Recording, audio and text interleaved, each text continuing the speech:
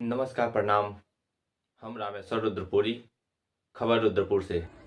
संकट मोचन रामेश्वर महादेव मंदिर के दूसरका वार्षिकोत्सव धूमधाम से मनावल गई।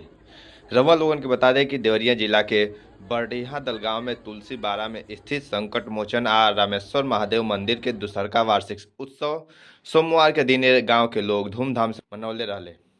यह काल में हवन, पूजन, भजन आरती समेत कई गो संस्कार होखत रहे। सबसे पहले भगवान जी के दोनों मूर्ति के अभिषेक वाराणसी से आयल आचार्य भास्कर जी और मंदिर के पुजारी सत्यम मिश्रा जी कैले रहनी।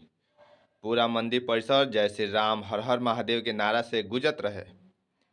इस दौरान भक्त लोग वैदिक मंत्र के संगे संगे प्रार्थना कैले और परिवार के उज्जवल भविष्य खातिर प्रार्थना कैले रहनी।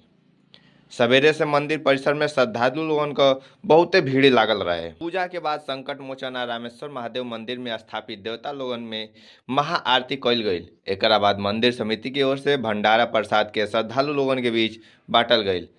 यहाँ के आसपास के भक्त लोग लेके अपन अपने घरे धन्य महसूस कैले रहनी। ये शुभ अवसर पर मंदिर के आकर्षक ढंग से सजावल भी गई रहे।